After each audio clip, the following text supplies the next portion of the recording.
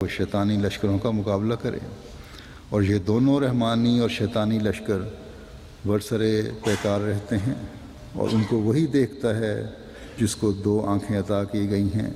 یہاں تک کہ باطل کی گردنوں میں طوق پڑ جاتے ہیں اور امور باطلہ کی سراب نما دلیلیں معدوم ہو جاتی ہیں۔ پس وہ امام دشمنوں پر غالب اور ہدایت یافتہ گروہ کا مددگار رہتا ہے، ہدایت کے علم بلند کرتا ہے اور پرہیزگاری کے اوقات و اجتماعات کو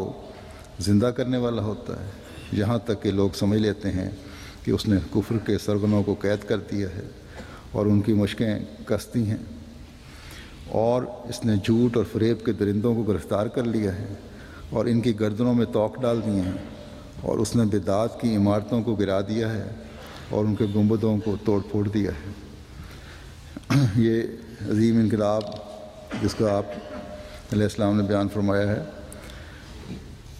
حضرت صلی اللہ علیہ وسلم کے ذریعے آ گیا، یہ بیان فرما رہے ہیں آپ۔ تو کیا یہ عارضی انقلاب تھا؟ یہ ایک وقتی عالم تھا جو پیدا ہوا، جبکہ حضرت صلی اللہ علیہ وسلم مبعوث ہوئے۔ آپ صلی اللہ علیہ وسلم تو خاتم الانبیاء تھے، آپ کا زمانہ تو تا قیامت قائم رہنے والا زمانہ ہے۔ آپ کی امت تو تا قیامت فتح یاب رہنے والی امت ہے، اور آپ نبی ہیں اس امت کے۔ بس جیسا کہ میں نے کہا، اللہ تعالیٰ نے اس انقلاب کے جاری رہنے کے لیے آپ صلی اللہ علیہ وسلم کو خبر دی تھی کہ ایک آئندہ زمانے میں ایک آدمی آئے گا۔ اس بات کو کھولتے ہوئے حضرت مسیح علیہ الصلوۃ والسلام پھر آگے فرماتے ہیں، پھر اللہ پاک ذات نے اپنے قول رب العالمین میں یہ اشارہ فرمایا ہے کہ وہ ہر چیز کا خالق ہے، اور آسمانوں اور زمینوں میں اسی کی حمد ہوتی ہے، اور پھر حمد کرنے والے ہمیشہ اس کی حمد میں لگے رہتے ہیں اور اپنی یاد خدا میں محو رہتے ہیں،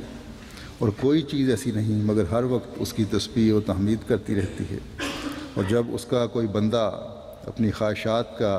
چولہ اتار پھینکتا ہے، اپنے جذبات سے الگ ہو جاتا ہے، اللہ تعالیٰ اور اس کی راہوں اور اس کی عبادات میں فنا ہو جاتا ہے، اپنے اس رب کو پہچان لیتا ہے جس نے اپنی عنایات سے اس کی پرورش کی، وہ اپنی تمام اوقات میں اس کی حمد کرتا ہے اور اپنے پورے دل بلکہ اپنے وجود کے تمام ذرات سے اس سے محبت کرتا ہے، تو اس وقت وہ شخص عالمین میں سے ایک عالم بن جاتا ہے۔ اسی لیے عالم العالمین کی کتاب قرآن کریم میں حضرت ابراہیم علیہ السلام کا نام امت رکھا گیا، اور عالمین سے ایک عالم وہ بھی ہے جس میں حضرت خاتم النبیین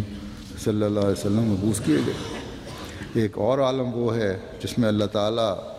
اپنے طالبوں پر رحم کر کے آخری زمانے میں مومنوں کے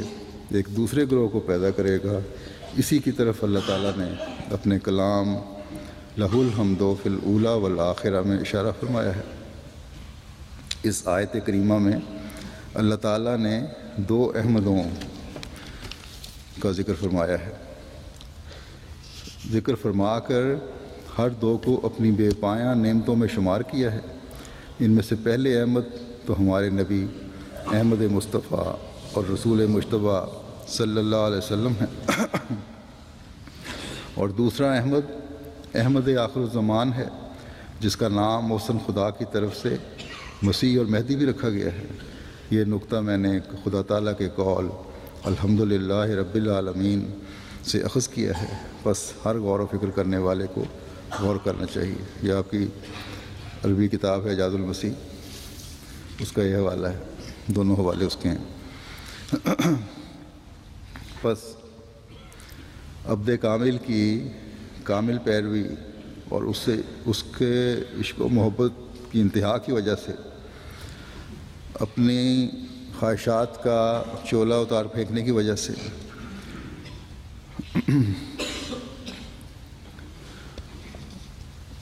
اور اللہ تعالیٰ کی ذات میں فنا ہو جانے کی وجہ سے اللہ تعالیٰ نے آخری زمانے میں مسیح موعود کو مبعوث فرمایا۔ جنہوں نے پھر ہمیں اللہ تعالیٰ سے عشق و وفا اور عبودیت کے راستے دکھائے۔ جیسا کہ میں نے کہا کہ حضرت صلی اللہ علیہ وسلم کے ذریعے اللہ تعالیٰ نے وہ انقلاب پیدا فرمایا کہ خدا تعالیٰ کے منکر اور مشرک باخدا انسان بن گئے، اور پھر انہوں نے دنیا کو بھی پیغام دے کر قوموں اور ملکوں کو خدائے واحد و یگانہ کا عبادت گزار بنا دیا۔ لیکن پھر خدا تعالیٰ کو بھولنے اور دنیا داری میں پڑنے کی وجہ سے اپنے مقصد پیدائش کو بھول کر اللہ تعالیٰ کے انعامات سے محروم کر دیے گئے۔ بے شک اس اندھیرے دور میں بھی کہیں کہیں اس روحانی نظام کے تسلسل کو قائم رکھنے کے لیے مقامی طور پر اللہ تعالیٰ اپنے نیک بندوں کو کھڑا کرتا رہا، لیکن وہ جاؤ حشمت، وہ ساکھ جو مسلمانوں کی تھی، وہ تعلق باللہ جو ابتدائی اسلام میں عموماً نظر آتا تھا، وہ غائب ہو گیا۔ بس اب احمد ثانی کے ذریعے سے رب العالمین نے جو انقلاب پیدا کرنے کا اعلان فرمایا ہے، اسے آپ علیہ السلام کے ماننے والوں نے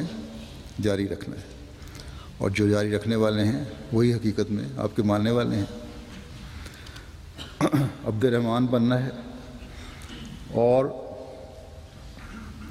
عبد الرحمن اللہ تعالیٰ سے مدد مانگتے ہوئے بنانے ہیں، تبھی ہم آج دوسرے مسلمانوں سے مختلف کہلانے کا حق رکھتے ہیں۔ ورنہ جیسا کہ میں نے کہا، صرف ایمان کا دعویٰ تو کوئی ایسی چیز نہیں ہے جس سے ہم دوسروں سے اپنے آپ کو ممتاز سمجھیں۔ حضرت مسیح موعود علیہ السلام آئے اور اسلام کی نشت ثانیہ کا عظیم کام کر گئے۔ آپ علیہ السلام کے صحابہ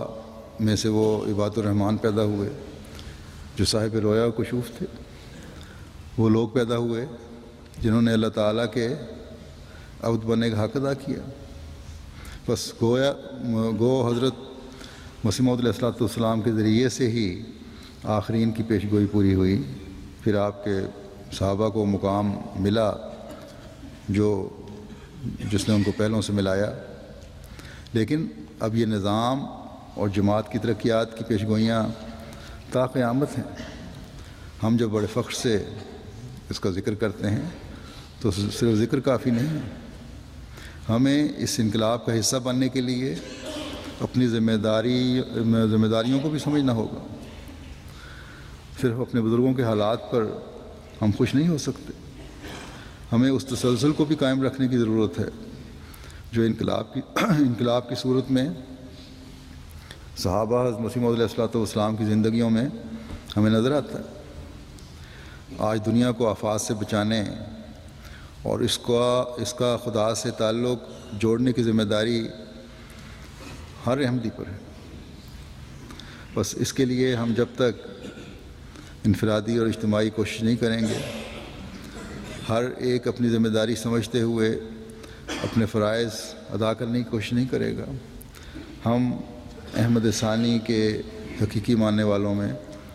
شامل ہونے والے نہیں کہلا سکتے، اور یہ ذمہ داری ادا نہیں کر سکتے جب تک ہم اپنی عبادتوں کے اعلیٰ معیار قائم نہیں کرتے، اللہ تعالیٰ کے وہ عباد بننے کی کوشش نہیں کرتے جو فلیستجیبوا لی کا عملی مظاہرہ کرنے والے ہیں، جو ولیؤمنوا بی کی عملی تصویر بنتے ہیں۔ یہ اللہ تعالیٰ کا احسان ہے کہ اس نے ہمیں ہماری حالتوں کو سنوارنے کے لیے